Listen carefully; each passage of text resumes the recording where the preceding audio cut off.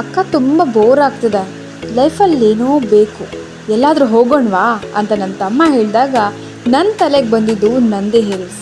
S, Nandi ಬೆಟ್ಟದ ಆ ಪ್ರಕೃತಿ ಮಡಿಲಲ್ಲಿ ಮಗುವಾಗಲು ಬೆಳಿಗ್ಗೆ 4 ಗಂಟೆಗೆ ಎದ್ದು ಬೈಕಲ್ಲಿ ನಾನು ಮತ್ತು ನನ್ನ ತಮ್ಮನ ಫಸ್ಟ್ ಲಾಂಗ್ ಡ್ರೈವ್ ಸ್ಟಾರ್ಟ್ ಮಾಡಿದ್ವಿ. ಹಾಗೆ ನಮ್ಮ ದಾರಿ ಸಾಕ್ತಾ ಈ ನಂದಿ ಹಿಲ್ಸಿಗೆ ಲಾಂಗ್ ಡ್ರೈವ್ ಹೋಗ್ತಿರೋದು ನಾವಷ್ಟೇ ಅಲ್ಲ, ಅಲ್ಲಿ ಬೈಕಲ್ಲಿ ಹೋಗ್ತಿರೋರೆಲ್ಲ ನಂದಿ ಹಿಲ್ಸಿಗೆ ಅಂತ ಗೊತ್ತಾಯಿತು. ಹಾಗೆ ಸಾಕ್ತಾ ಸಾಕ್ತಾ ಆ ಟ್ರಾಫಿಕ್ನ ಸೌಂಡು ಎಲ್ಲ ಹೋಗ್ಬಿಟ್ಟು ನಿಧಾನಕ್ಕೆ ಆ ನೇಚರು, ಆ ಬೆಟ್ಟ, ತಂಪು ಗಾಳಿ, ಆ ವ್ಯೂ ಎಲ್ಲ ಕಾಣ್ಲಿಕ್ಕೆ ಸ್ಟಾರ್ಟ್ ಆಗುತ್ತೆ. ಇದೇ ನೋಡಿ ನಂದಿ ಹಿಲ್ಸ್ನ ಸ್ಟಾರ್ಟಿಂಗ್ ಪಾಯಿಂಟ್ ಅಂತ ಹೇಳ್ಬೋದು.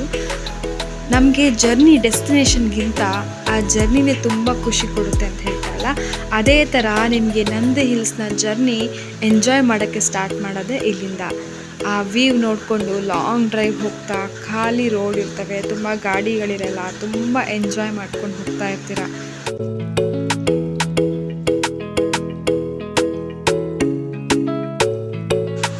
ನಂದಿ ಹಿಲ್ಸ್ಗೆ ವೀಕೆಂಡಲ್ಲಿ ಬಂದರೆ ನಂದಿ ಹಿಲ್ಸ್ ಹತ್ತಿರ ಆಗ್ತಿದ್ದಂಗೆ ಈ ಟ್ರಾಫಿಕ್ನ ಫೇಸ್ ಮಾಡಲೇಬೇಕು, ಬೇರೆ ದಾರಿನೇ ಇಲ್ಲ. ಬಟ್ ಒಂದು ಅಡ್ವಾಂಟೇಜ್ ಏನಂದರೆ ನಾವು ಬಂದಿದ್ದು ಬೈಕಲ್ಲಿ. ಸೊ 2 ವೀಲರಲ್ಲಿ ಬಂದಿರೋದ್ರಿಂದ ಹೆಂಗೋ ದಾರಿ ಮಾಡಿಕೊಂಡು ಸಣ್ಣ ಪುಟ್ಟ ಜಾಗದಲ್ಲಿ ಹಾಗೆ ಮುಂದೆ ಹೋಗ್ತಾನೆ ಇರ್ಬೋದು. ಹೆಂಗೋ ದಾರಿ ಮಾಡ್ಕೊಂಡು ಮುಂದೆ ಬಂದು ಫೈನಲಿ ನಾವು ನಂದಿ ಹಿಲ್ಸಿಗೆ ರೀಚ್ ಆದ್ವಪ್ಪ. Entry to the Nandi hills. ಜಾಗ್ರತೆ ಪೋಲ.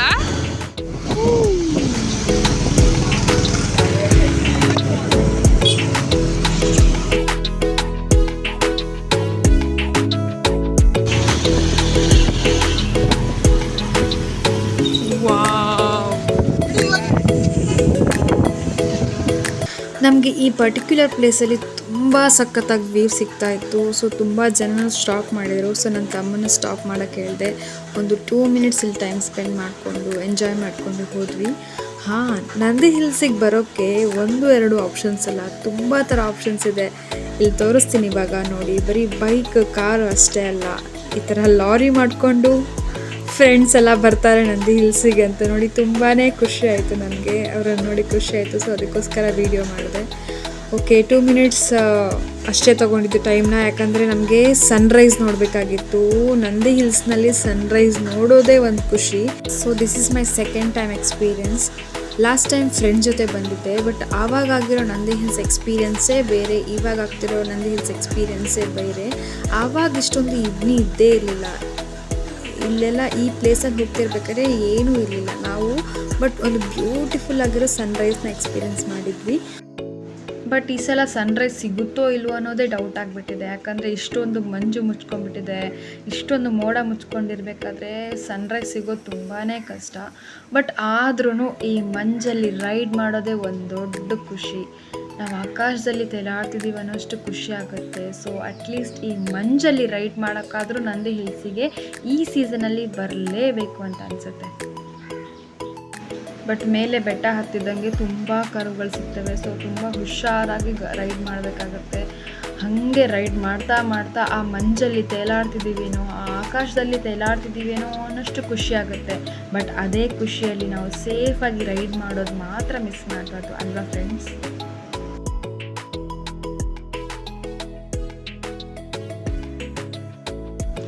ಹಾಗೆ ಗಾಳೀಲಿ ತೇಲಾಡ್ತಾ ಇದ್ದು ನಮಗೆ ಒಂದು ದೊಡ್ಡ ಆಘಾತನೇ ಕಾದಿತ್ತು. ಏನಪ್ಪ ಅಂದರೆ ನಮ್ಮ ಹತ್ರ ಕ್ಯಾಶ್ ಇಲ್ಲ.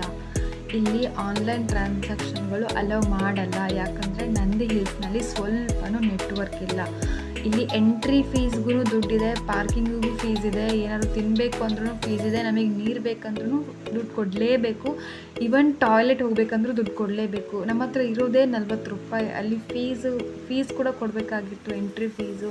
ಸೊ ನಮ್ಮ ಹತ್ರ ದುಡ್ಡಿಲ್ಲ. ಅದರಲ್ಲಿ ಬೇರೆ ಎಷ್ಟೊಂದು ರಶ್ ಅಂದರೆ ಕಾಲಿಡೋಕ್ಕೂ ಸ್ಪೇಸ್ ಇಲ್ಲ. ಎಲ್ಲರೂ ಎಂಟ್ರಿ ಫೀಸ್ಗೆ ಕಾಯ್ತಿದ್ದಾರೆ. ಅಂಥದ್ರಲ್ಲಿ ಎಲ್ಲಾದರೂ ಸ್ವಲ್ಪ ನೆಟ್ವರ್ಕ್ ಸಿಕ್ಕರೆ ಸಾಕು, ಆನ್ಲೈನ್ ಪೇಮೆಂಟ್ ಮಾಡಿ ದುಡ್ಡು ತಗೊಳ್ಳೋಣ ಅಂತ ತುಂಬಾ ಕಷ್ಟಪಟ್ವಿ. ಅಂಥದ್ರಲ್ಲಿ ಆ ರಶ್ಶಲ್ಲಿ ನನ್ನ ತಮ್ಮ 10 ನಿಮಿಷ ಮಿಸ್ ಆಗೋಗಿದ್ದ. ಅವ್ನು ಹೆಂಗೆ ಹುಡ್ಕೋದು, ಫೋನ್ ಮಾಡೋಕ್ಕೆ ನೆಟ್ವರ್ಕು ಇಲ್ಲ, ಏನೂ ಇಲ್ಲ, ಹೆಂಗೆ ಕಾಂಟ್ಯಾಕ್ಟ್ ಮಾಡೋದಂತೆ ದೊಡ್ಡ ತಲೆನೋವಾಗಿತ್ತು.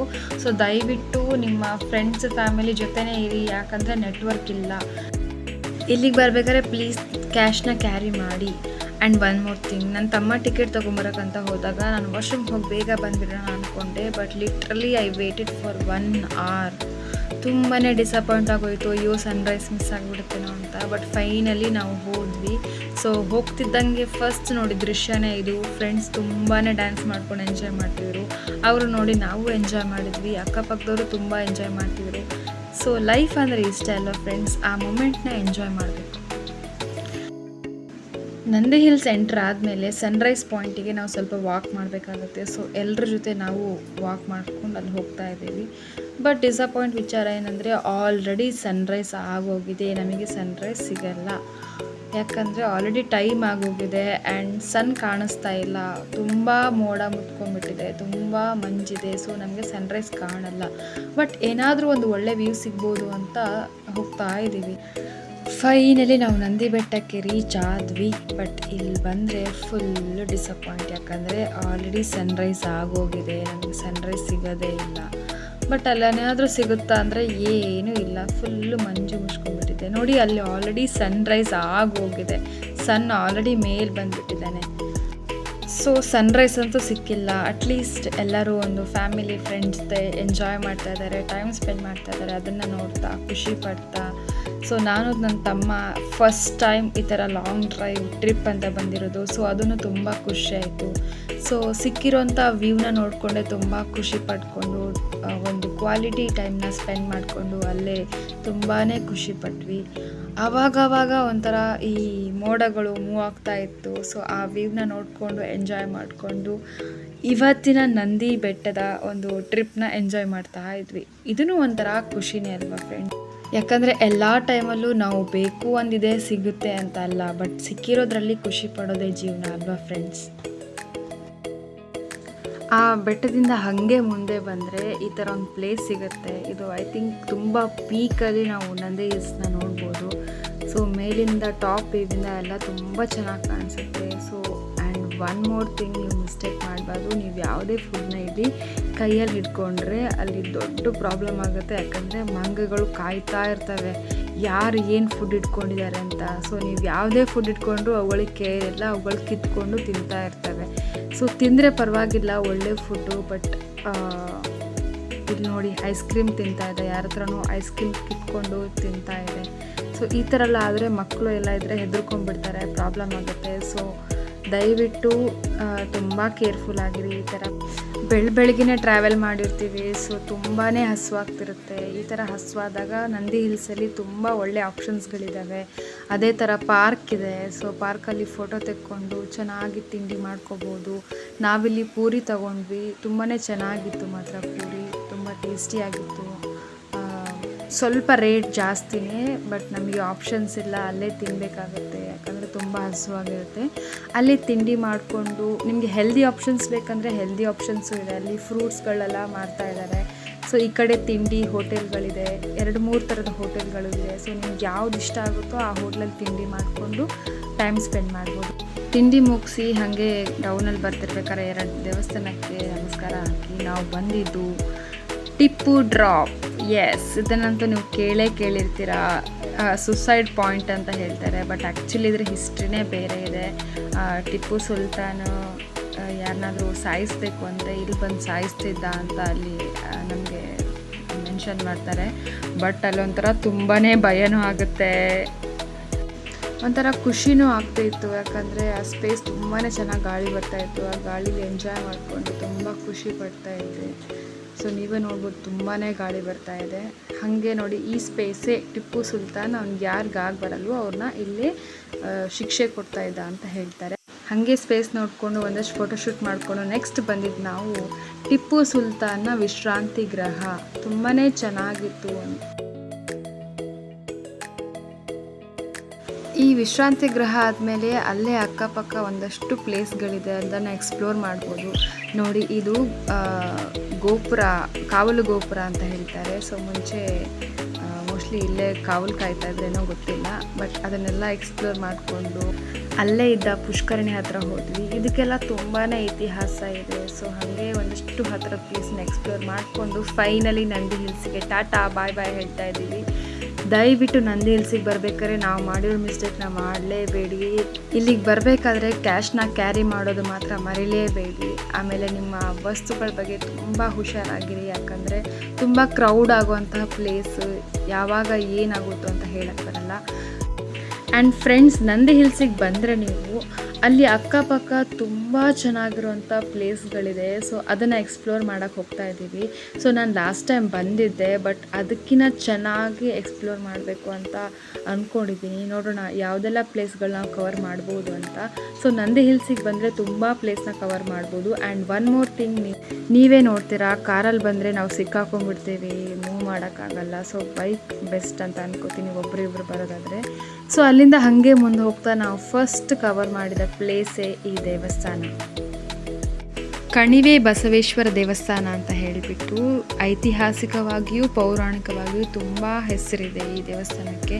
ತುಂಬ ಖುಷಿನೂ ಆಗುತ್ತೆ, ತುಂಬ ಪಾಸಿಟಿವ್ ಎನರ್ಜಿ ಅನಿಸುತ್ತೆ. ಈ ಬಸವ ನೋಡಿದ್ರೇ ತುಂಬ ಖುಷಿ ಆಗುತ್ತೆ.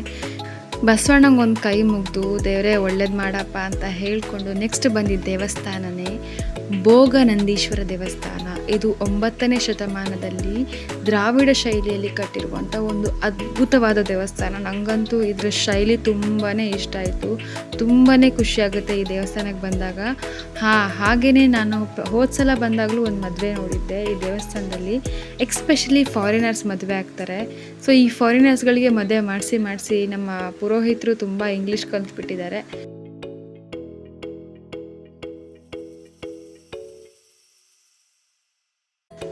ಈ ದೇವಸ್ಥಾನದ ವಾಸ್ತುಶಿಲ್ಪ ನೋಡಿಯೇ ನೀವು ಕಳೆದೋಗ್ಬಿಡ್ತೀರಾ, ಅಷ್ಟೊಂದು ಅದ್ಭುತವಾಗಿದೆ. ಈ ದೇವಸ್ಥಾನದ ಕೆತ್ತನೆಗಳು, ವಾಸ್ತುಶಿಲ್ಪ ಎಷ್ಟೊಂದು ಸ್ಕಿಲ್ಡ್ ಆಗಿದ್ರು ಆವಾಗಿನ ವಾಸ್ತುಶಿಲ್ಪಿಗಳು ಅನ್ನೋದಕ್ಕೆ ಇದೇ ಸಾಕ್ಷಿ. ತುಂಬಾ ಅದ್ಭುತವಾಗಿದೆ. ಆ ಕಂಬಗಳು, ಕಂಬದ ಮೇಲಿರೋ ಕೆತ್ತನೆಗಳು, ಇಡೀ ದೇವಸ್ಥಾನನೇ ತುಂಬ ಬ್ಯೂಟಿಫುಲ್ ಆಗಿದೆ. ಇದನ್ನು ಬರೀ ದೇವಸ್ಥಾನ ಅಂತ ಅಷ್ಟೇ ಅಲ್ಲ, ನಾವು ಐತಿಹಾಸಿಕವಾಗಿಯೂ ತುಂಬ ಹೆಸರಿದೆ.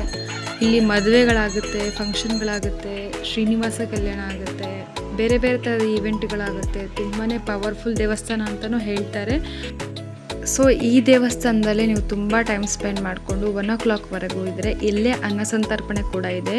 ಸೊ ನೀವು ತುಂಬ ಹಸುವಾಗಿರುತ್ತೆ, ಇಲ್ಲೇ ಊಟ ಮಾಡಿಕೊಂಡು ಬ್ಯೂಟಿಫುಲ್ ಆದಂಥ ಒಂದು ಆವರಣ ಇದೆ, ಒಂಥರ ಖುಷಿಯಾಗುತ್ತೆ. ಪಾರ್ಕ್ ಇದೆ, ತಂಪು ಗಾಳಿ ಇದೆ, ಮರ ಇದೆ. ಸೊ ಈ ತಂಪಾದ ನೆರಳಲ್ಲಿ ನೀವು ವಿಶ್ರಾಂತಿ ಪಡ್ಕೊಂಡು ಮುಂದಿನ ಪ್ರಯಾಣವನ್ನು ಮುಂದುವರಿಸ್ಬೋದು. ಇದೊಂಥರ ರೆಸ್ಟಿಂಗ್ ಪಾಯಿಂಟು ಅಂತಲೇ ಹೇಳ್ಬೋದು. ಊಟ ಮಾಡಿಕೊಂಡು ವಿಶ್ರಾಂತಿ ಪಡ್ಕೊಂಡು ನಾವು ಮುಂದೆ ಎಕ್ಸ್ಪ್ಲೋರ್ ಮಾಡಬೇಕಾಗಿರೋಂಥ ಪ್ಲೇಸ್ ಯಾವುದಪ್ಪ ಅಂದರೆ ಇಶಾ ಫೌಂಡೇಶನ್. ಎಲ್ರಿಗೂ ಗೊತ್ತಿರ್ಬೋದು, ಇತ್ತೀಚೆಗೆ ಇಶಾ ಫೌಂಡೇಶನ್ ತುಂಬಾ ಫೇಮಸ್ ಆಗಿದೆ ಚಿಕ್ಕಬಳ್ಳಾಪುರದಲ್ಲಿ. ಸೊ ನಾವು ನೆಕ್ಸ್ಟ್ ಅದೇ ಪ್ಲೇಸ್ನ ಎಕ್ಸ್ಪ್ಲೋರ್ ಮಾಡೋಕ್ಕೆ ಹೋಗ್ತಾ ಇದ್ದೀವಿ. ಅದ್ರ ದಾರಿ ಮಧ್ಯೆ ಒಂದಷ್ಟು ಚೆನ್ನಾಗಿರೋ ಪ್ಲೇಸ್ಗಳು ಸಿಗ್ತಾ ಇವೆ. ಅದನ್ನು ಎಕ್ಸ್ಪ್ಲೋರ್ ಮಾಡ್ತಾ, ನೋಡ್ತಾ, ಎಂಜಾಯ್ ಮಾಡ್ತಾ ನಾವು ಚಿಕ್ಕಬಳ್ಳಾಪುರದ ಇಶಾ ಫೌಂಡೇಶನ್ಗೆ ಹೋಗ್ತಾ ಇದ್ದೀವಿ. ಭೋಗನಂದೀಶ್ವರ ದೇವಸ್ಥಾನ ಆದಮೇಲೆ ಇಶಾ ಫೌಂಡೇಶನ್ಗೆ ಡೈರೆಕ್ಟಾಗಿ ಗೂಗಲ್ ಮ್ಯಾಪ್ ಹಾಕ್ಬೋದು, ತುಂಬ ಈಸಿ ಆಗುತ್ತೆ ನಿಮಗೆ. ಹಾಗೆಯೇ ನೀವು ದಾರಿ ಮಧ್ಯೆ ಹೋಗ್ತಿರ್ಬೇಕಾದ್ರೆ ಕಾಣಿಸುತ್ತೆ ಇಶಾ ಫೌಂಡೇಶನ್.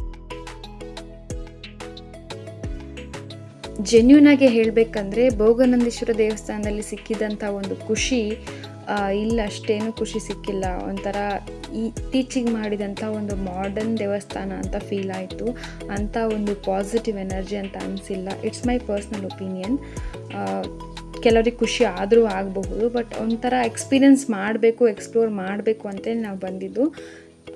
ಖುಷಿ ಆಯಿತು. ಹಾಗೆ ಒಂದು ಪಾಪು ಸಿಕ್ಕಿತ್ತು ನಮ್ಮೂರವರು. ಸೊ ಆ ಮಗು ಜೊತೆ ಆಟ ಆಡಿಕೊಂಡು ಅಲ್ಲಿ ಸ್ವಲ್ಪ ಟೈಮ್ ಸ್ಪೆಂಡ್ ಮಾಡಿಕೊಂಡು ನೆಕ್ಸ್ಟ್ ನಾವು ಫಾಲ್ಸಿಗೆ ಹೋಗಬೇಕು ಅಂತ ಅಂದ್ಕೊಂಡ್ವಿ. ಅದಕ್ಕೆ ಗೂಗಲ್ ಸರ್ಚ್ ಮಾಡ್ತಾ ಇದ್ವಿ. ಗೂಗಲ್ ಸರ್ಚ್ ಮಾಡ್ತಾ ಅಲ್ಲಿ ಅಕ್ಕಪಕ್ಕದವ್ರನ್ನ ಕೇಳ್ತಾ ಕೇತನಹಳ್ಳಿ ಅನ್ನೋ ಒಂದು ಫಾಲ್ಸ್ನ ನೋಡೋಕ್ಕೆ ಹೋಗ್ತಾ ಇದ್ದೀವಿ.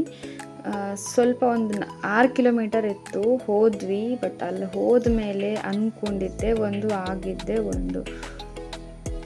ನಮಗೆ ಹೋಗಬೇಕಾದ್ರೆ ಫಸ್ಟ್ ಈ ಥರ ಮಡ್ ರೋಡ್ ಸಿಕ್ತು, ಹೋಗೋದು ಬೇಡ ಅಂದ್ಕೊಂಡ್ವಿ. ಬಟ್ ತಮ್ಮ ಹೋಗಿ ನೋಡೇ ಬಿಡೋಣ ಅಂತ ಅಂದ್ಕೊಂಡ. ಇದೇ ರೋಡಲ್ಲಿ ಹೋದ್ವಿ. ಫೈನಲಿ ಈ ಥರ ಒಂದು ಪ್ಲೇಸ್ ಸಿಕ್ತು. ಬಟ್ ಅಲ್ಲಿ ಯಾರೂ ಜನನೇ ಇಲ್ಲ. ಲೋಕಲ್ಸ್ನ ಕೇಳಿದ್ರೆ ಅವ್ರಿಗೇನೂ ಗೊತ್ತೇ ಇಲ್ಲ. ಒಂದು 4 ಜನ ಫಾಲ್ಸ್ ನೋಡೋಕ್ಕೆ ಬಂದಿದ್ದವರು ಹೇಳಿದರು, ಇಲ್ಲಿ ಯಾವುದೇ ಥರ ಫಾಲ್ಸ್ ಇಲ್ಲ, ನಮಗೆ ನೋಡಿ ಸಾಕಾಯಿತು ಅಂತ ಹೇಳಿದರು. ಫೈನಲಿ ಡಿಸಪಾಯಿಂಟ್ ಆಗಿ ಇನ್ನೊಂದು ಪಾಯಿಂಟ್ ಇದೆ ಅಂತ ಹೇಳಿದರು. ಇದು ಸ್ಟಾರ್ಟಿಂಗ್ ಪಾಯಿಂಟ್ ಕೇತನಹಳ್ಳಿ, ಇನ್ನೊಂದು ಫಾಲ್ಸ್ ಅಂತ ಬೇರೆ ಲೊಕೇಶನ್ ತೋರಿಸ್ತಾ ಇದೆ, ಅಲ್ಲಿಗೆ ಹೋಗಬೇಕು ಅಂತ ಹೇಳಿದರು. ಸೊ ನಾವು ಡಿಸಪಾಯಿಂಟ್ ಆಗಿ ಅಲ್ಲಾದರೂ ಹೋಗಿ ನೋಡೋಣ ಅಂತ ಹೊರಟ್ವಿ. ನಾ ಹೆಲ್ಮೆಟ್ ಸ್ಟೈಲ್ ಪೊರ್ಲುಂಡು ಗಾಯ್ಸ್, ಇಲ್ಲ ಉಲ್ಟಾ ನಾ ಹೆಲ್ಮೆಟ್ಲ ಉಲ್ಟಾ ಜಂಬುಗಿ ಎರಗಾವಿಯ ಕಿರಿಕಿರಿ ಉಂದಾಂಡ ರಗಾಳೆಜ್ಜಿ ಹೆಲ್ಮೆಟ್ ಪಾಡೊಂದು ಜಾಕೆಟ್ ಪಾಡೊಂದು ಈ ಜಂಬುಗ್ಲ ಮೆಲ್ಲ ಪೋ ಮಾರಯ್ಯ.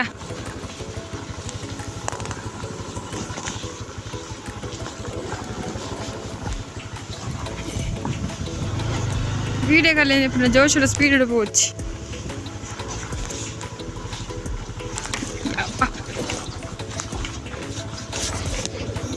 ಯಾ ಏನೋ ನಾನು ಬುಡ್ದು ಹೊಡ್ಚಿ ಮಾರ ಜಂಪ್ ಹಾಕುದು ಏನು ಮೂರುಂಡ ನಿಕ್ಕಂತ ಕೇರಿಜ್ಜಿ. ತಮಾಷೆ ಮಾಡಿಕೊಂಡು ಕಾಲು ಎಳ್ಕೊಂಡು ಇನ್ನೊಂದು ಫಾಲ್ಸ್ ಪಾಯಿಂಟ್ನ ನೋಡಲೇಬೇಕು ಅಂತ ಹೇಳ್ಕೊಂಡು ನಾವು ರಿಸ್ಕ್ ತಗೊಂಡು ಹೋಗ್ತಾ ಇದ್ದೀವಿ.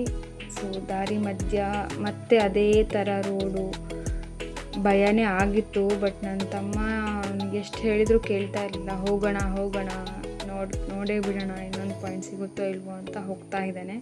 ಸೊ ಅದಕ್ಕೆ ನನಗೆ ಅಂತೂ ಭಯ ಆಗೋಯ್ತು. ಅದಕ್ಕೆ ನಾನು ಗಾಡಿಯಿಂದ ಇಳಿದು ನಡ್ಕೊಂಡು ಹೋಗ್ತಾ ಇದ್ದೀನಿ, ಬಿಕಾಸ್ ಬಿದ್ದರೆ ಯಾರಿಗೆ ಬೇಕು ಅಂತ.